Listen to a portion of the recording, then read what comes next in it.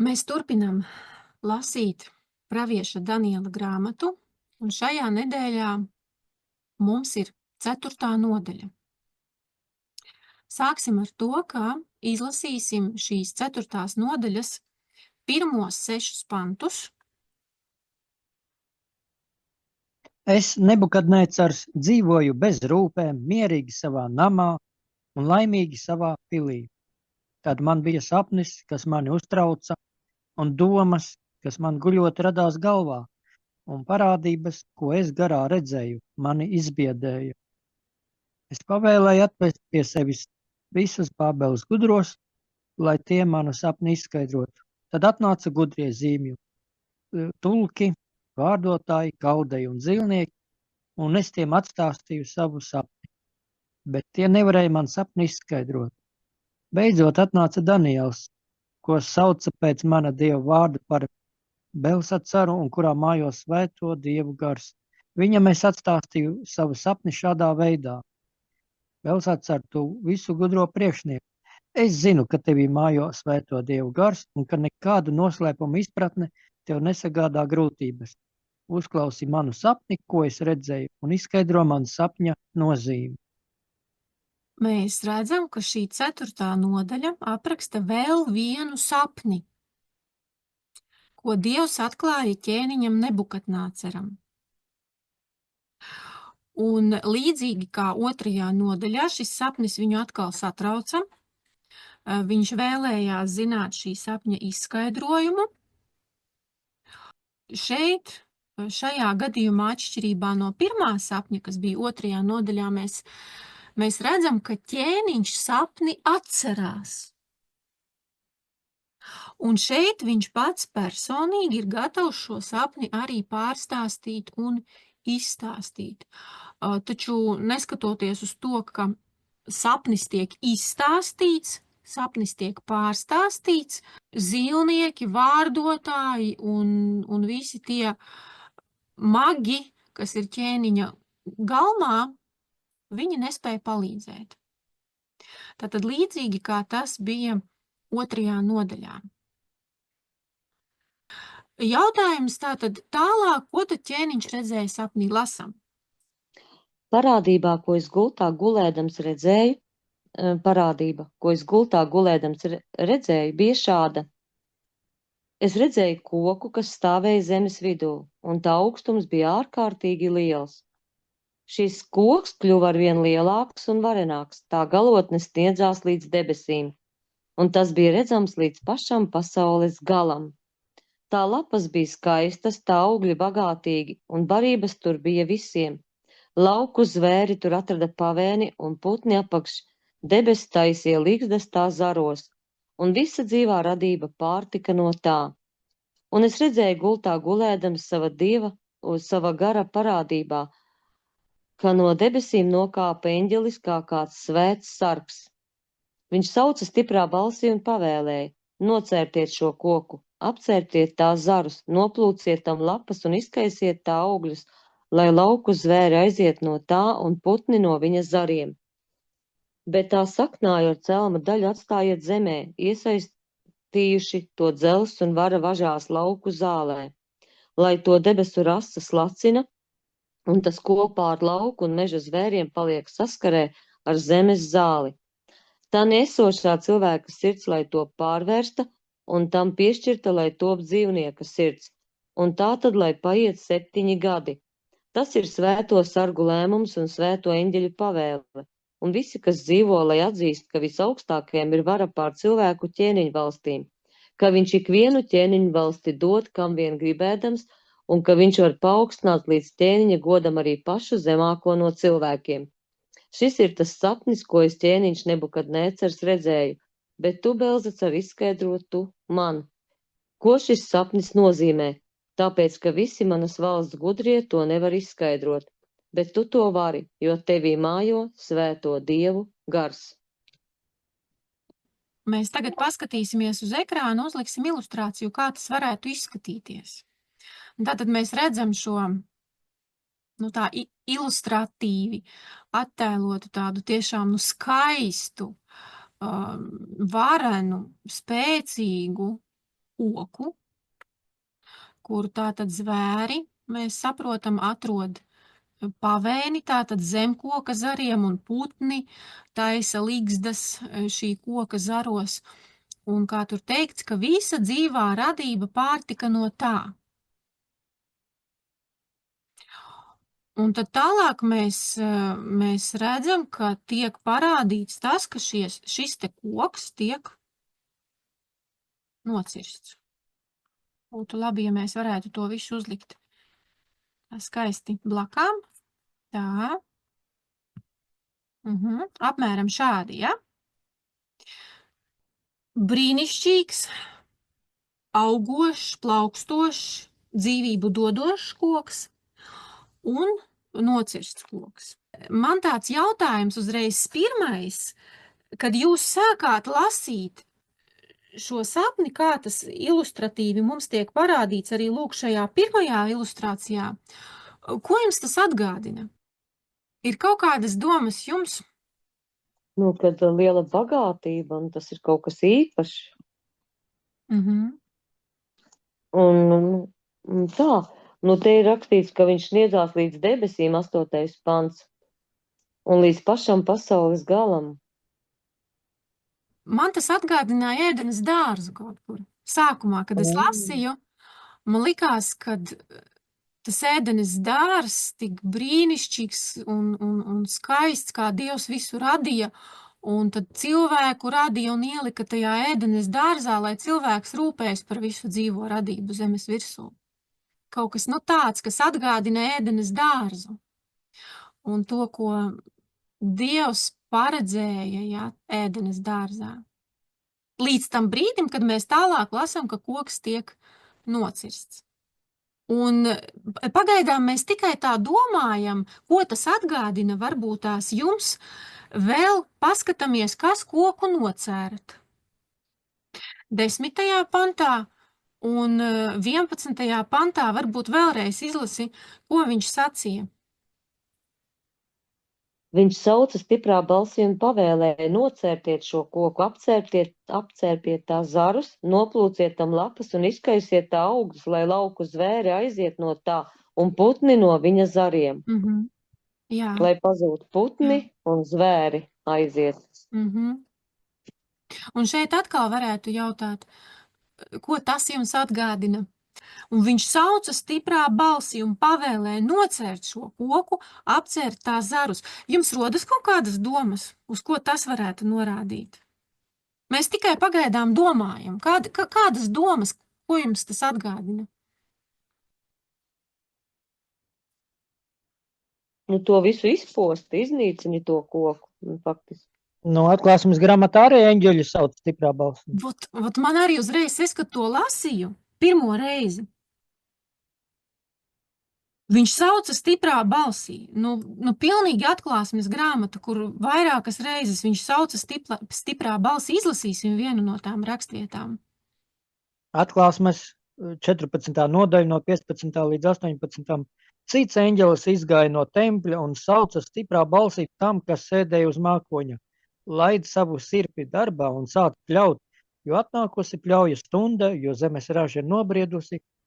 Tad tas, kas sēdēja uz mākoņa, nolaida savu sirpi pār zemi, un zeme tika nopļauta, un cits eņģelis izgāja no tempļa, kas bija debesīs, arī tam bija sirpis, un cits eņģelis izgāja no altāra, tam bija vara pār uguni, tas sauca stiprā balsī tam, kam bija asais sirpis, laid savu aso sirpi darbā, un ievāc zemes vīna koka ražu, jo viņa ogas jau ir ienākušās. Tā ilustrācija kaut kur savā ziņā ir līdzīga, vai ne? Tad tur viņš sauc un tiek koks nocirsts. Un šeit mēs lasām par to, ka ir atnākusi pļaujas stunda, arī eņģelis sauca stiprā balsī. Un tātad šeit sākas šī pēdējā pļauja, ja pļaujas stunda.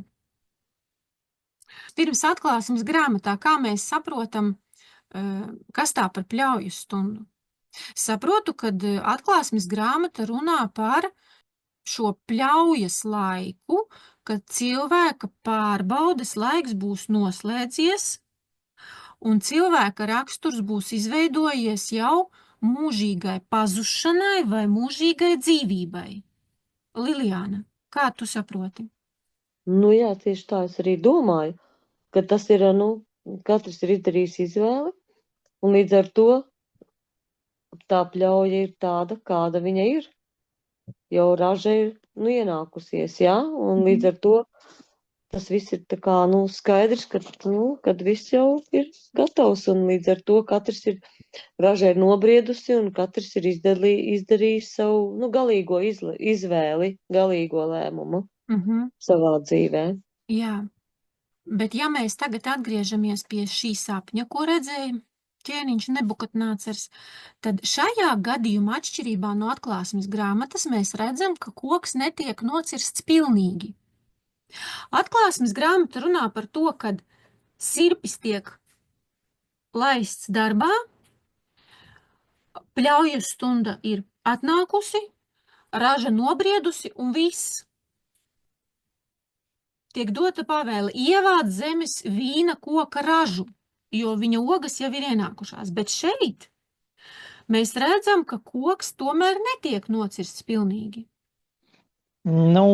Mums jau tagad vieglāk spriest, tāpēc, ka mēs it kā uz tiem notikumiem skatāmies kā uz pagātnē jau notikušiem.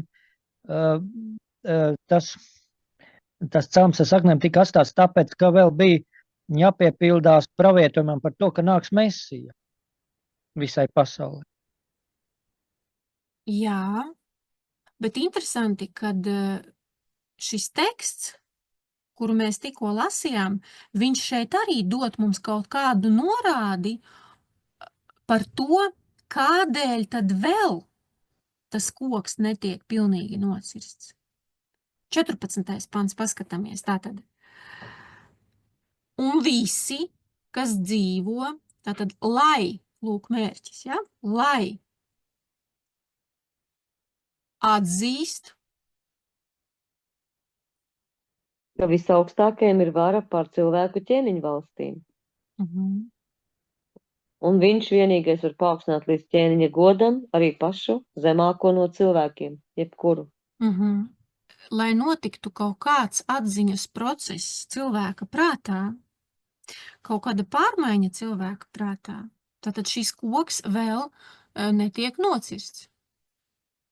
Vienkārši, ja mēs saprotam ar šo galīgo pļauju atklāsmes grāmatā, tad tur sanāk, ka katrs savu izvēli būs izdarījis, un tiešām tas rakstura, tas pārbaudes laiks, viņš būs noslēdzies, un raksturs būs izveidojies. Bet šeit runa ir par to, ka pārbaudes laiks šeit vēl nav noslēdzies konkrēti šim cilvēkam, ka viņa raksturs šeit vēl formējas, un ka šis koks vēl tiek, šis celms precīzāk sakot, tiek atstāts, lai notiktu kaut kādas pārmaiņas, kaut kāds atziņas process cilvēka prātā.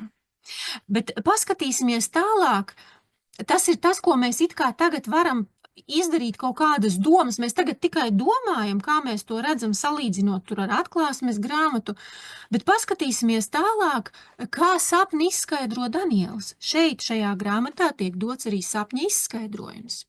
Lasīsim no 17. panta līdz 24. Tas koks, ko tu redzēji, kas kļuva arvien lielāks un varenāks, tā ka tā galotne sniedzās līdz debesīm, un tas bija redzams visā pasaulē, kura lapu sega bija skaisti, kura augļi bija bagātīgi, no kura pārtika visi, kura pavērnī dzīvoja lauku zvēri, un kura zaros vija savas līgstas debesu putni, tās esi tu, ak, ķēniņ, kas tu esi kļuvis liels un varens, kura varenība tā pieaugusi, ka tā sniedzas līdz debesīm, un kura vara aizstiepas līdz pasaules galam.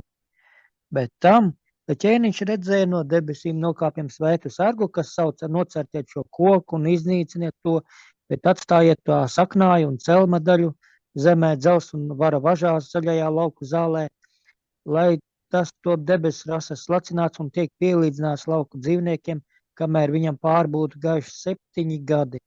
Tam ir, ak, ķēniņ, šāda nozīme, un tas ir visaugstā lēmums, kas nāk par manu kungu un ķēniņu, ja vistums no cilvēku sabiedrības, tu mitīs pie lopiem laukā, zāli tev dos ēst kā lopiem laukā, debes rasa tevi slacinās, 7 gadi pāries tev pāri, kamēr tu atzīsi, ka visaugstākajam ir vara pār cilvēku valstīm, ka viņš var piešķirt valsts vadību, kam vien gribēdams.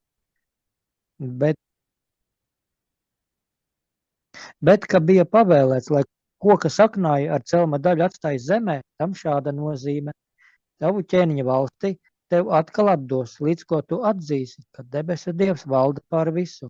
Tādēļ, ak ķēniņ, pieņem manu padomu, atspabinies no saviem grēkiem ar taisnību un no saviem noziegumiem ar žēlsirdību, to parādīdams nelaimīgajiem. Varbūt tava labklājība tad varēs pastāvēt jo ilgi.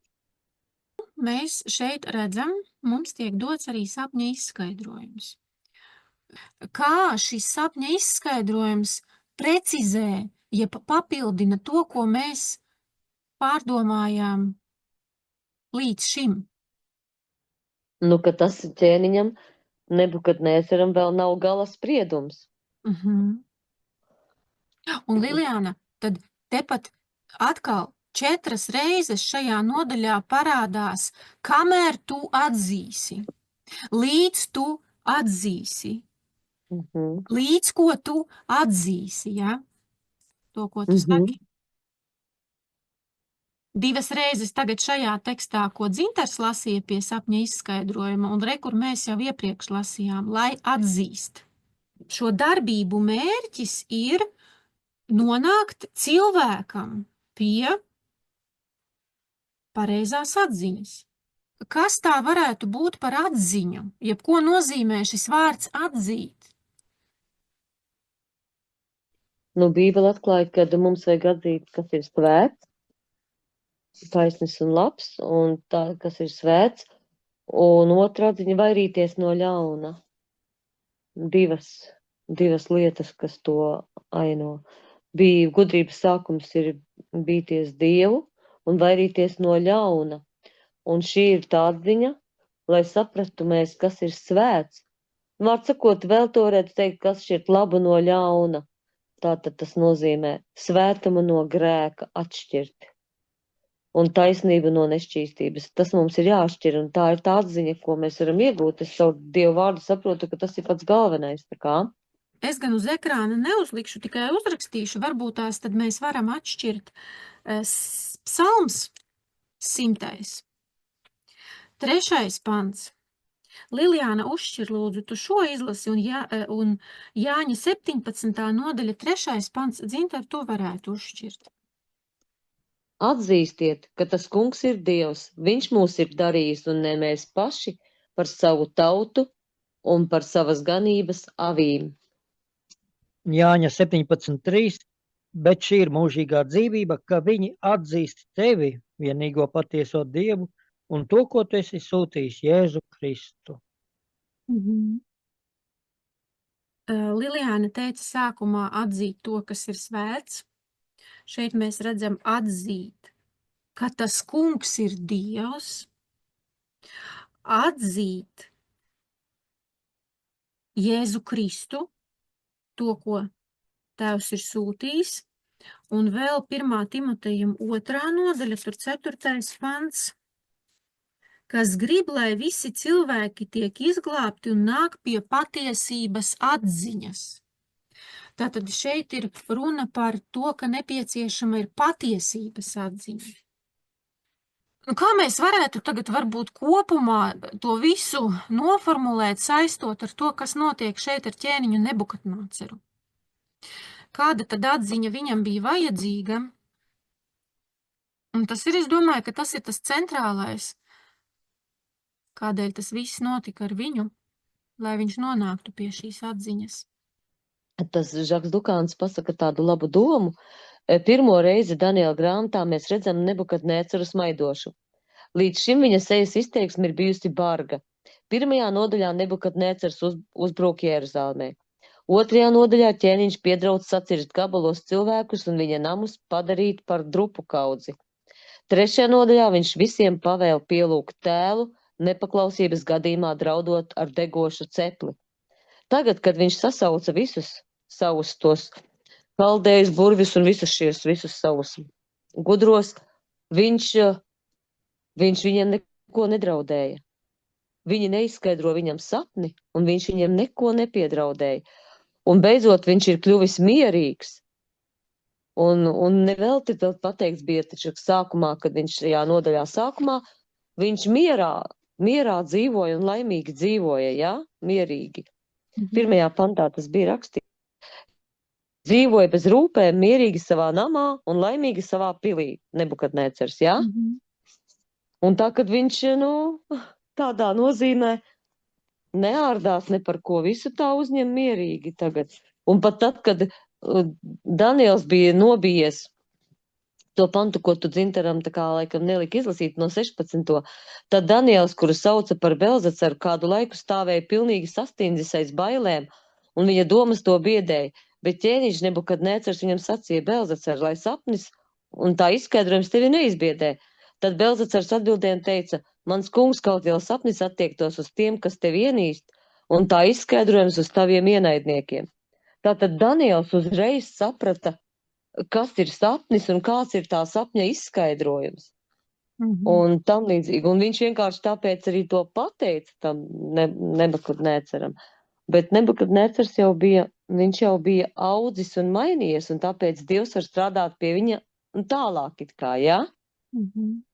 Tātad mēs redzam tiešām šajā Daniela grāmatā, šajās pirmajās 4 nodaļās izmaiņas šī cilvēka dzīvē, un arī tie vārdi, kas ir pierakstīti nodaļas beigās, gan 2. nodaļas beigās, gan 3. nodaļas beigās, kad viņš atzīst dzīvā Dieva pārākumu, ka viņš pat izdod pavēles tādas, kas paaugstina un pagodina dzīvo Dievu, taču, protams, ka šeit var redzēt, ka ir tā cīņa viņā, ja? Kad viņš it kā iet jau dzīvā Dieva patiesības virzienā, bet tas viņa iespējas, jā, es saprotu vispār tā vide, kurā viņš ir izaudzis kā Babilonijas ķēniņš, ka tas tomēr viņam traucē. Un tad mēs saprotam, ka šeit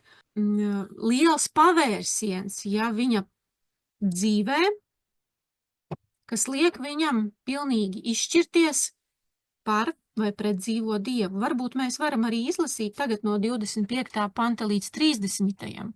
Kādā veidā, kas tad bija tas, kā viņš nāca pie atziņas? Viss tas pēc tam tā arī notika ķēniņa Nebukadnecara dzīvē. 12 mēnešus vēlāk, staigādams ķēniņa pilī Bābelē, viņš teica lielīgi: vai šī nav tā lielā Bābele, ko es uzcēlu ar savu spēku ķēniņam par mājokli un par godu savai varenībai? Šis vārds nebija vēl izskanējis, ka nāca balss no debesīm. Tā teva ķēniņa Nebukadnecar ir likts sacīt: tava ķēniņa valstība un cienība tev ir atņemta. Tev izstums no cilvēku sabiedrības, tu dzīvosi pie lopiem laukā, tev dos zāli ēst kā lopiem. Un tā paies 7 gadi, tiekāms tu atzīsi, ka visaugstākajam ir vara pār cilvēku ķēniņa valstīm, un ka viņš var ķēniņa valsti piešķirt, kam vien viņš grib. Tūlīt piepildījās šis vārds Nebukadnecar dzīvē, viņa izstuma no cilvēku sabiedrības, viņš ēda zāli, kā lopi laukā, debes rasas lacināja viņa miesu, viņam izauga mati tik gari kā ērgļa spalvas, un viņa nagi bija kā putnu nagi. Līdz 30. Ja? Jā, mēs šeit redzam, jā, kādā veidā arī piepildījās. Tas, kas tikai ilustratīvi parādīt savu šo sapni, lūk, koks tika nocirsts. Kā mēs varbūt varētu vienā vārdā šo procesu noraksturot? Tevi izstums no cilvēku sabiedrības, ja tātad tu dzīvosi pie lopiem laukā, tev dos zāli ēst kā lopiem. Mēs varētu šo visu procesu nosaukt par pazemību, jeb pazemošanu, jeb pazemošanos. Tā ir, viņu pazemo. Jā. Nokļūstot šajā situācijā, viņš tiek pazemots. Un tas ir normāli. Bībelē daudz, kur ir tādi teksti, kur rakstīts: arī par Dieva tautu, kad ir arī tuksnesi un visur, Dievs pazemoja savu tautu, un tad viņa atzina visaugstāko kā Dievu, atzina Dievu par savu kungu, jo citreiz tā ir, ka cilvēks to nesaprot. Un tad Dievs izdara tādu situāciju, ka viņš pazemo, un caur to cilvēks iepazīst Dievu īstenībā. Viņš ierauga Dieva varenumu un savu niecību. Un Dievs to grib, lai mēs ieraugam. Un tas ir labi, kad mēs to ieraugam, kamēr esam vēl dzīvi šajā laikā, kamēr mēs vēl varam atzīt Dievu. Jo šeit tieši tas arī atkal 29. pantā, tiekāms tu atzīsi, ka visaugstākajam ir vara pār cilvēku ķēniņu valstīm. Jā, es domāju, ka šis ir ļoti svarīgs moments, ja mēs ieraudzījām 4 reizes parādās tātad šis mērķis, iekāms tu atzīsi, lai tu atzītu, tātad šī atziņa, kas bija viņam nepieciešama, un tagad mēs redzam, ka tieši caur pazemošanu viņš nonāk pie atziņas.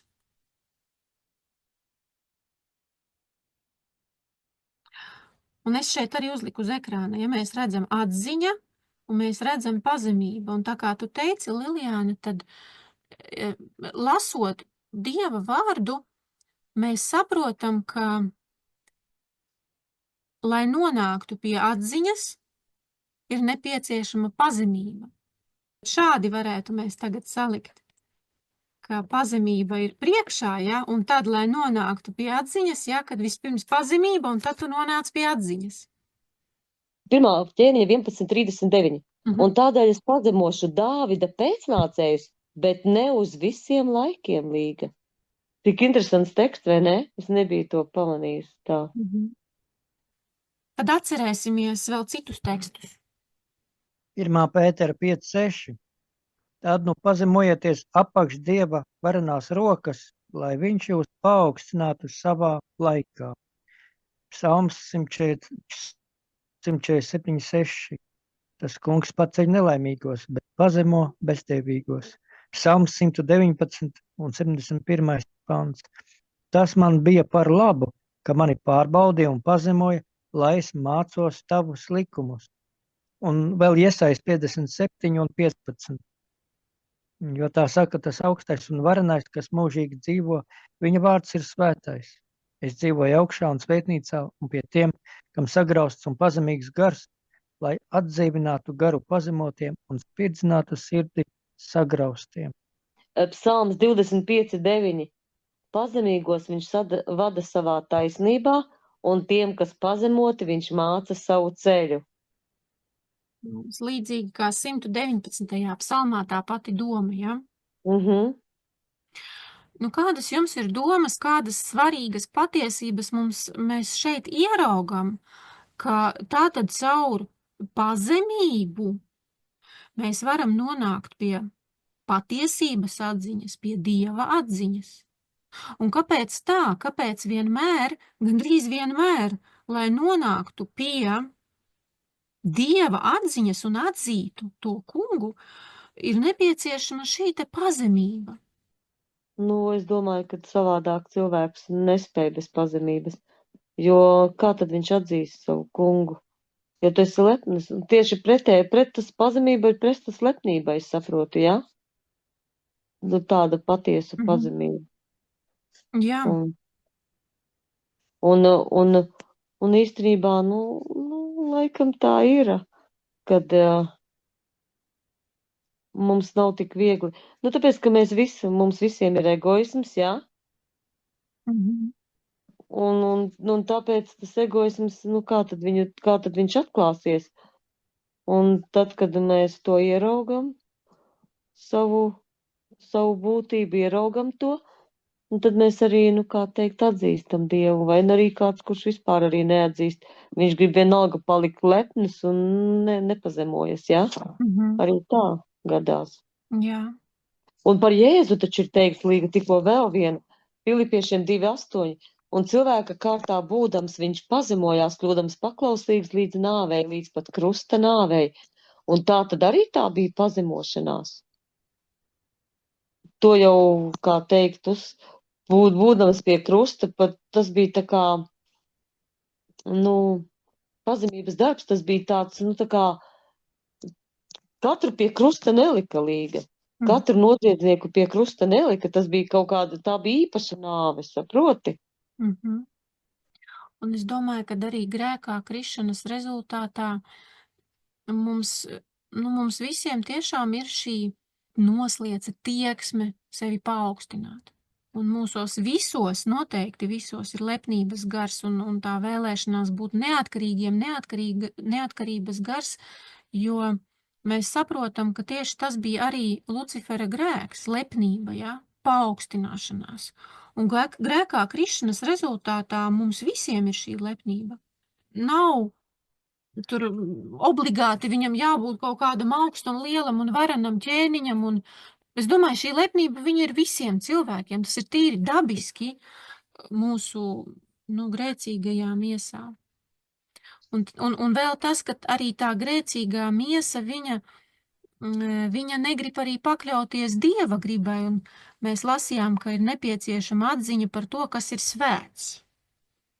Tātad mēs saprotam, ka tā atziņa, ka tu nonāc pie atziņas, kas ir svēts, tas nozīmē, ka tu jau arī sevi pakļauj tam svētumam un tai patiesībai, ja tu nāc pie patiesības atziņas. Un tīri dabiski cilvēkam, miesīgi, tas ir tāds nepatīkams process.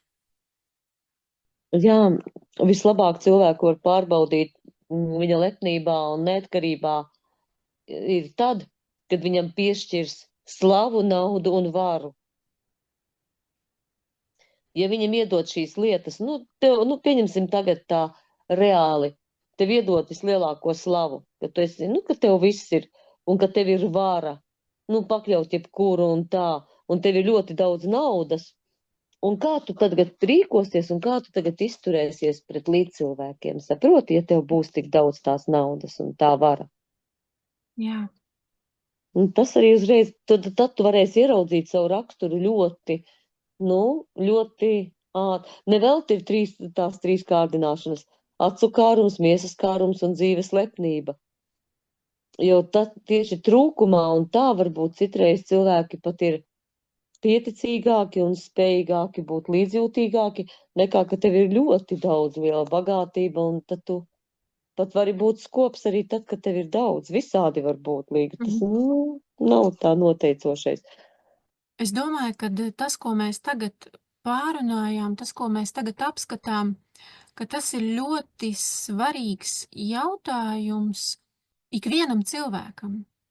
Tas, kas ir aprakstīts šeit un parādīts, kas notika ar ķēniņu Nebukadnācaru, ir aktuāls visos laikos un visiem cilvēkiem, jo, kā jau mēs sākumā ieraudzījām, ka koka nociršana līdzinās it kā pļaujas laikam, kad cilvēka raksturs jau būs izveidojies un vairs nebūs iespējas neko mainīt. Bet šeit mēs redzam, ka cilvēkam viņa dzīves laikā Dievs dod iespēju mainīt savu likteni. Un šeit mēs redzam, šādā veidā notiek šī cilvēka vadīšana pie patiesības atziņas, caur šādu pazemošanu, bet es domāju, ka katra cilvēka dzīvē šis process var pilnīgi kaut kā savādāk atšķirties. Bet jebkurā gadījumā mēs saprotam, ka Dievs taču darbojas pie katra cilvēka, lai vadītu viņu pie šīs patiesības atziņas. Un es domāju, tāpēc šī ilustrācija mums ir ļoti svarīga. Un vēl paskatīsimies tajā ainojumā, kā rezultātā tad ķēniņš tomēr atzina Dievu. Paskatāmies vēlreiz to 12. un 14. pantu. Es domāju, mēs varam izlasīt vēlreiz 12. un 14. pantu. Bet tā saknājuma ar celma daļu atstājiet zemē, iesaistījuši to dzels un vara važās lauku uz zālē. Bet to debesu rases lacinu, un tas kopā ar lauku un meža zvēriem paliek saskarē ar zemes zāli. Tas ir svēto sargu lēmums un svēto eņģeļu pavēle, un visi, kas dzīvo, lai atzīst, ka visaugstākajam ir vara pār cilvēku ķēniņu valstīm, kā viņš ikvienu ķēniņu valsti dot, kam vien gribēdams, un ka viņš var paaugstināt līdz ķēniņa godam arī pašu zemāko no cilvēkiem. Paskatāmies tagad uz šo te ilustrāciju. Es saprotu, ka šeit mums tīri ilustratīvi tiek dots attēls. Tātad celms, un tad teikts, ka viņš ir dzelzs un vara važās. Un kāpēc viņš ir dzelzs un vara važās? Lai debesu rasa to slacina. Lai viņš paliek saskarē ar zemes zāli. Lūk, šeit mums tādas kā ilustrācijas, dziļas, garīgas patiesības, kādā veidā tad notiek šī cilvēka vadīšana pie patiesības atziņas. Un varbūt izlasīsim, es paspēju arī paskatīties, ievadīt un atrast dažas rakstvietas, kur ir vairāk paskaidrots, kas tad ir šīs važas. Varbūt ir kaut kādas domas jau, vai izlasam tekstu, un tad jūs pateiksiet, kā jūs saprotat, kas ir šīs važas. Es gribēju savu versiju pateikt, ka pirmais, kas man nāk prātā ar važām, ir grēks. Grēks taču sasaista cilvēku. Jā, bet šeit interesanti paskaties. Šeit ir teikts, ka tās dzelzs un vara važas viņam jau tiek uzliktas no augšienes. Mēs redzam, ja iepriekš mēs lasījām, kad eņģelis nāk un dod to pavēli nocērt, un tā tad pavēle nāk no Dieva, kad saknāju un celmu atstāja zemē, un iesaistīt vajag to dzelzs un vara važās. Mana izpratne šeit ir, ka tās dzelzs un vara važas uzliek Dievs. Un vēl teikts, lai debesu rasa slacina un lai viņš tas celms paliek saskarē ar zemes zāli. Lilijāna, kādas tev domas? Nu, jā, piekrītu tev, jālasa ir. Nevaru pateikt patreiz. Nu, tad izlasam. Ieba 36, no 7 līdz 13. Viņš neatrauj savu acu skatu no taisnā un ķēniņiem tronī, viņš nodrošina paļāvīgu sēdēšanu, lai viņi būtu paaugstināti. Bet, kad viņi iesaistīti važās un gūstā ieslēgti siekstās, tad viņš ar to ceļ viņiem acu priekšā viņu pašu rīcību un arī viņu pārkāpumus, ka tie sevi bija iecerējuši pārāk varenas.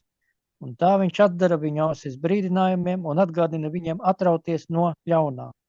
Ja nu tagad tie viņam klausa un pakļaujas, tad viņi savas mūža dienas noved labā galā, bet ja tie neklausa, tad tie iet bojā pēkšņā nāvē un nomirst bez īstas atziņas. Tad un tādi, kuriem ir bezgotīga sirdsprāta domas, iedegas dusmās un nesauc pēc glābēja, kaut gan viņš pats viņus sasējis važās. Tad viņu dvēseli mirst jau zēnu gados, un viņa mūžs beidzas kā netikliem vīriem. Te ir svarīgs brīdinājums, lai, kamēr vēl ir cilvēkam laiks dot, lai viņš nonāk pie šīs īstās atziņas. Tātad šīs važas varētu arī tā parafrāzēt, ka, jā, ka tu pie maldu atziņas arī savažot cilvēku. Un arī tas, ka mēs redzam, ka tās važas Dievs izmanto, lai te teikts, tad viņš ar to tālāk, parāda viņiem viņu pārkāpumus, un tā viņš atdara viņu ausis brīdinājumiem, ka tās važas tiek izmantotas, lai cilvēku uzrunātu. Ja?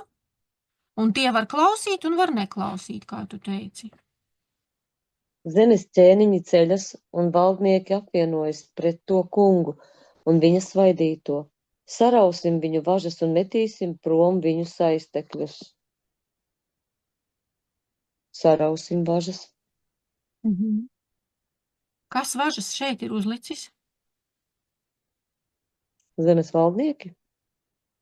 Paskatāmies, tātad zemes valdnieki, viņi apvienojas pret ko?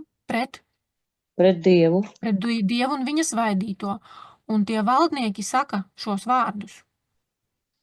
Sarausim viņu važas.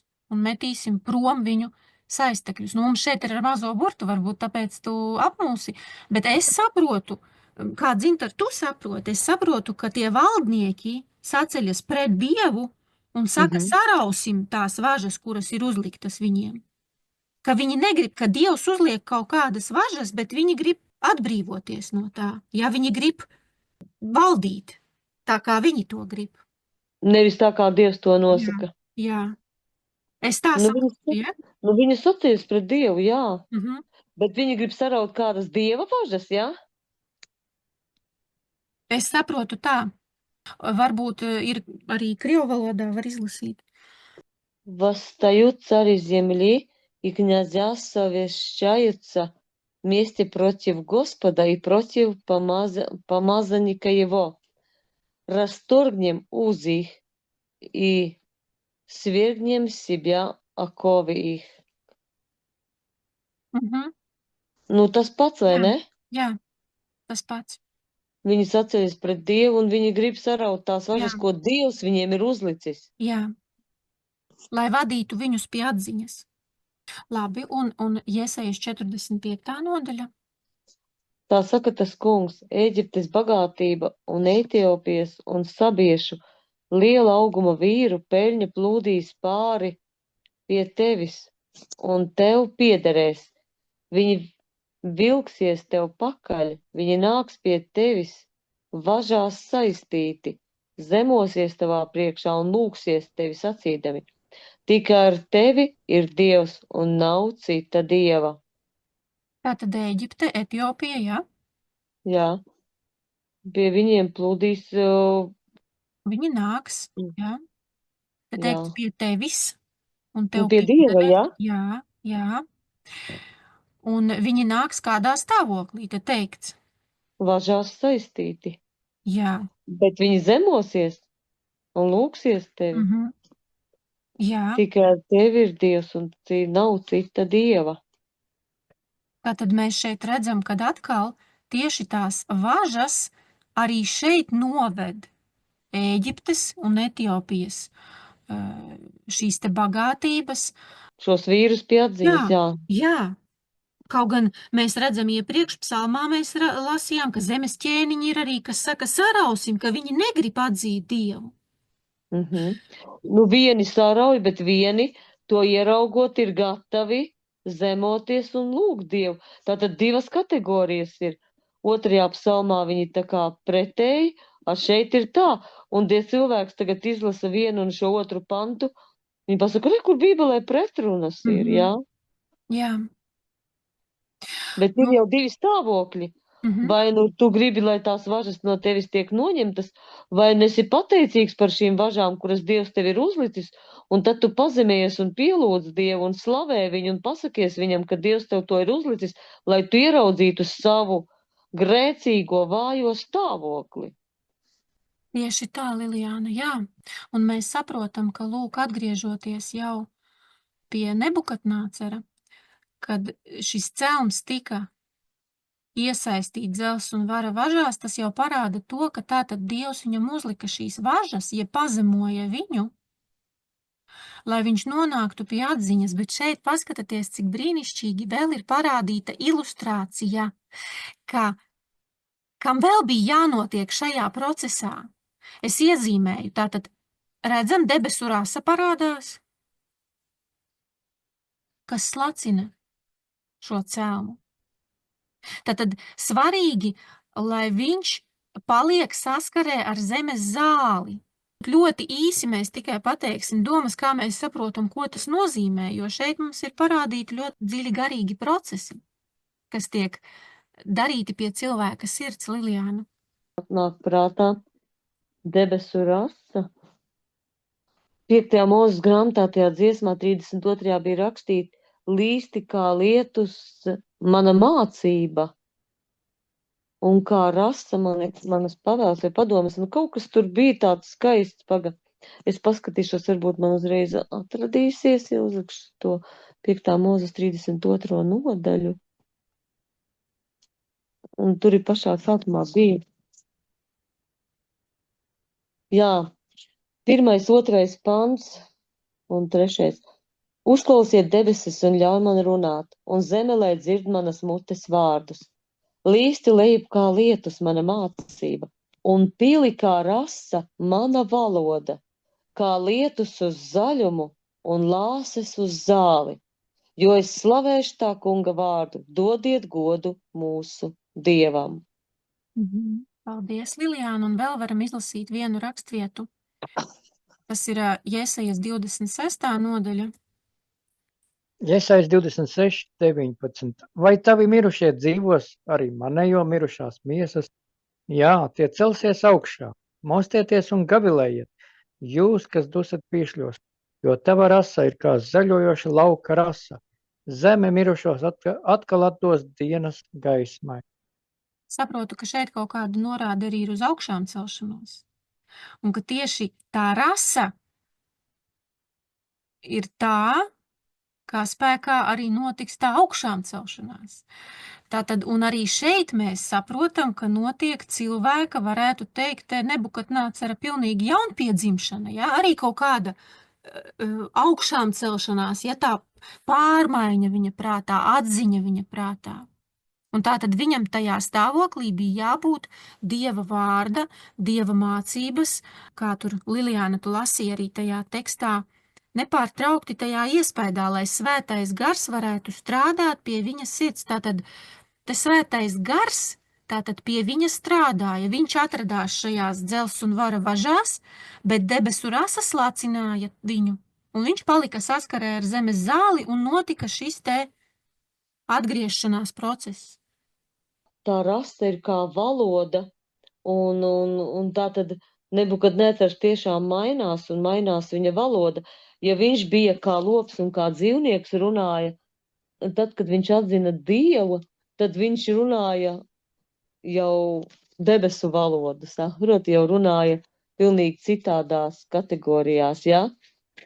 Nu jā, tā galvenā doma, ja cilvēks kļūst lepnes, Dievs iejaucas un pārmāca viņa, bet pārmāca ar tādu nodomu, lai viņš no tā gūtu pareizo atziņu.